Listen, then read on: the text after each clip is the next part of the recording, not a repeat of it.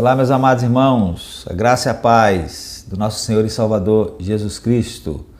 Hoje eu quero refletir com os irmãos com base no último verso do Evangelho de Lucas, é o verso 53 do capítulo 24.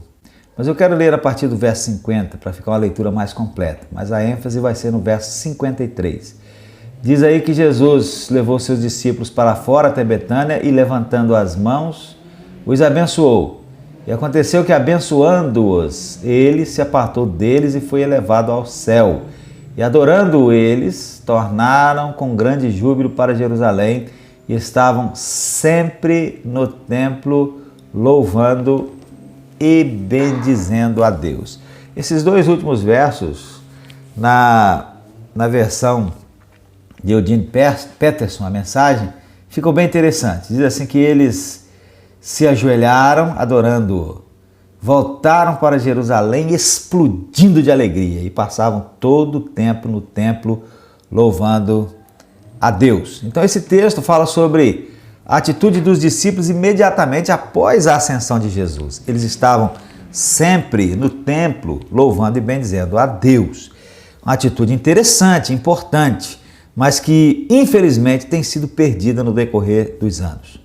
Muitos crentes não estão mais preocupados em estar sempre no templo, unidos a outros irmãos em adoração a Deus e no aprendizado da sua palavra. Claro que a gente entende que hoje não tem que ser necessariamente um templo no sentido literal da palavra, né? Esse lugar de reunião pode ser o templo, pode ser debaixo de uma árvore, pode ser num salão alugado, pode ser numa casa. O importante é que estejam ali crentes, que esteja ali a igreja do Senhor Jesus reunida. E muitos crentes já não estão mais preocupados em estar sempre unidos a outros irmãos em adoração a Deus e no aprendizado da sua palavra. E ouso até dizer que muitos há que já nem sentem mais falta de estar na igreja. Eu achei a seguinte história no e-book de sermões e ilustrações do pastor Walter Pacheco, uma história bem interessante, que diz assim: foi muito interessante o que uma senhora disse ao doutor, seu médico. Ela estava enferma e, após ter se consultado e sido medicado, seu médico, com a receita de remédios na mão, lhe disse: agora, por 6 meses, repouso absoluto. Não saia de casa. A senhora não concordou e disse ao médico: pois é, eu sou crente, como é que vai ser? E a minha igreja, doutor? Ora, protestou o médico, a igreja pode passar muito bem sem a senhora. Sim, eu sei, retrucou a mulher. Eu é que não posso passar muito bem sem a minha igreja. Que história boa, meus irmãos. Mas eu quero fazer uma observação em nome da nossa igreja, Primeira Igreja Batista em Muqui. Quero dizer para você que é membro dessa igreja que a igreja conseguirá sobreviver sem a sua presença. Mas ela não deseja isso. A igreja não quer isso. Ela consegue, mas ela não quer. Ela quer ver você presente e outras pessoas se achegando e estando presentes também. Então, feita essa introdução, vamos a algumas considerações aí dentro do texto, né, que diz que eles estavam sempre no templo louvando e bendizendo a Deus. Primeiro eu quero pensar sobre o significado de sempre. Qual é o significado de sempre? Literalmente o termo sempre significa em todo o tempo, ininterruptamente, o que poderia nos levar a pensar que eles permaneciam no templo 24 horas por dia, todos os dias. Entretanto, meus irmãos, nós sabemos que na língua portuguesa, e penso que em todas as outras línguas também, nem sempre nós fazemos uso dos termos em seu sentido absolutamente literal. E este é certamente um caso. Sempre pode significar, e certamente é o caso aqui, todas as vezes em que a igreja ali se reunia, sendo, no caso deles, não poucas estas vezes no decorrer da semana. E no nosso caso seria o equivalente a dizer que em todas as semanas do ano, às quartas-feiras e aos domingos horários designados, Todos os irmãos, com poucas exceções, estão presentes no templo ou junto com a igreja reunida. As poucas exceções ocorrem por força de fatos realmente justificáveis, como enfermidade, idade avançada, estudo, trabalho, local de moradia. É claro, que esses irmãos têm os seus motivos realmente justificáveis. Agora, cabe ainda observar que sempre também não exclui a possibilidade de uma vez ou outra alguém faltar mesmo sem ter uma necessidade real e muito forte de não se fazer presente. Simplesmente quis ficar em casa. Mas isto que seja, sempre uma exceção e não tão frequente, acabando por se tornar a regra ao invés da exceção. Então esse é o significado de sempre. A igreja está reunida, nós estamos ali presentes, De vez em quando a gente não está presente. Se temos motivos muito justos, a gente não está presente, mas se não há motivo muito justo, a gente está ali normalmente presente. Então esse é o significado de sempre para nós hoje. Agora, visto isto, vamos passar à nossa segunda consideração. E é a seguinte: estar sempre no templo é dever de todo crente. É meu dever e é seu dever. O texto não diz que depois que Jesus ascendeu aos céus e que eles voltaram jubilosos, explodindo de alegria para Jerusalém, alguns apenas passaram a se reunir no templo. Não. O texto diz simplesmente que eles, e isso nos leva a crer que todos eles estavam sempre no templo.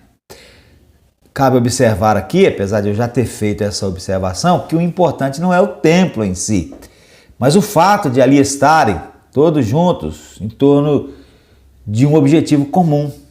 Poderia ser numa casa, poderia ser embaixo de uma lona, poderia ser embaixo de uma árvore, poderia ser na beira de um rio, poderia ser num lugar qualquer.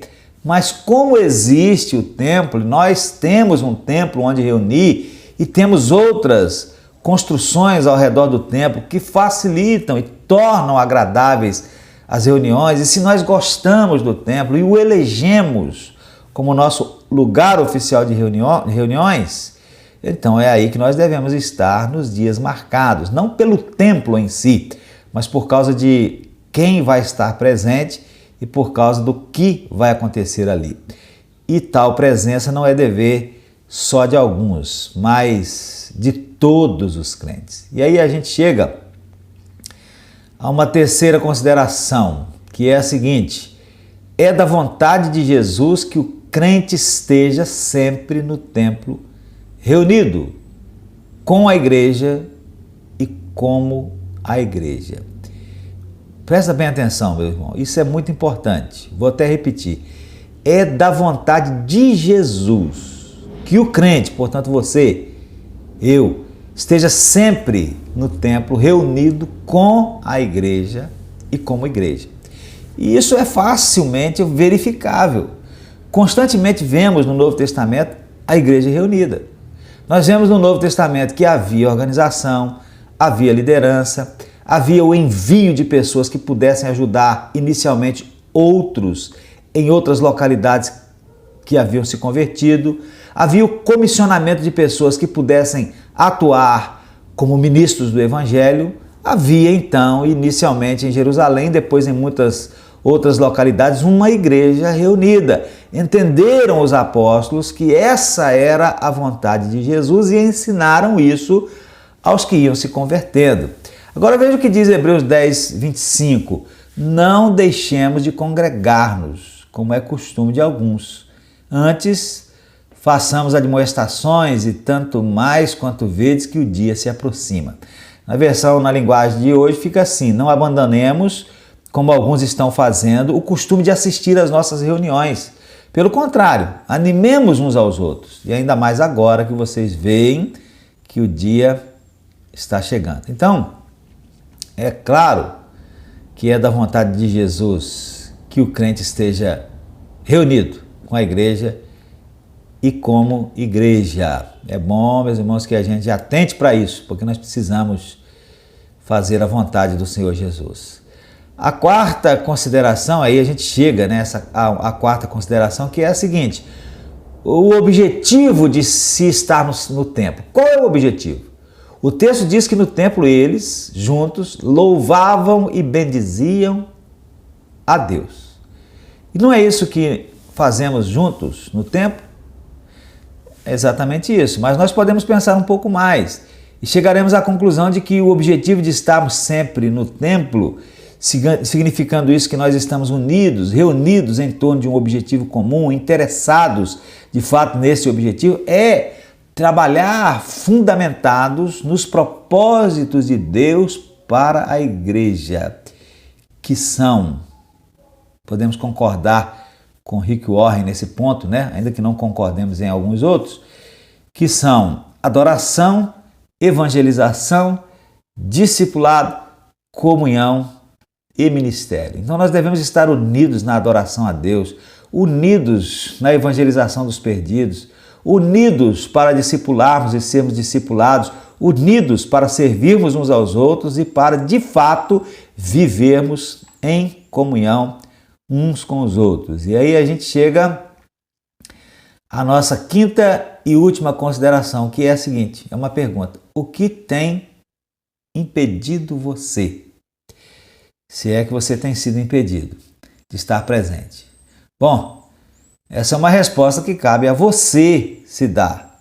Se é que você se encaixa no quadro daqueles cuja regra é a ausência ao invés da presença.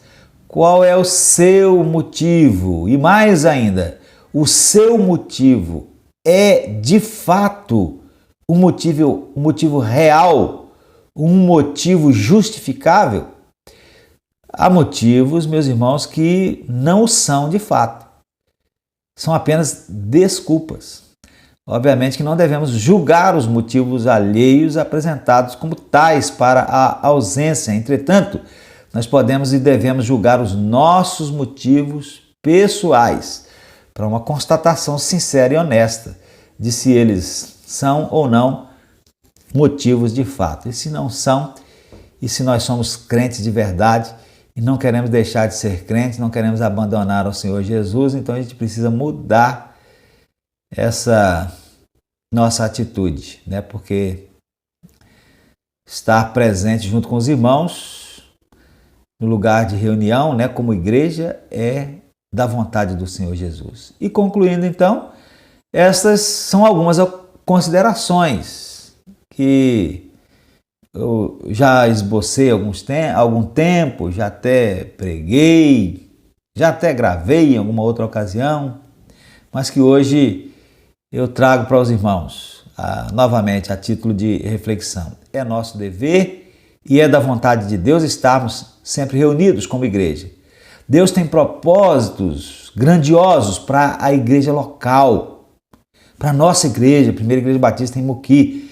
Mas a realização de tais propósitos depende de a igreja assumir o fato de que ela é uma igreja com uma missão a cumprir e depende de cada um de nós assumir a sua parte nessa missão. E o meu desafio hoje, então, é que os irmãos assumam, reassumam, fortaleçam o compromisso.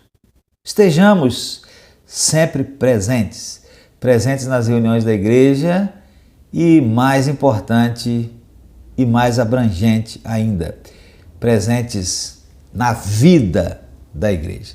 Que Deus abençoe, meus irmãos, e que o Espírito de Deus possa aplicar essa palavra aos nossos corações. Amém.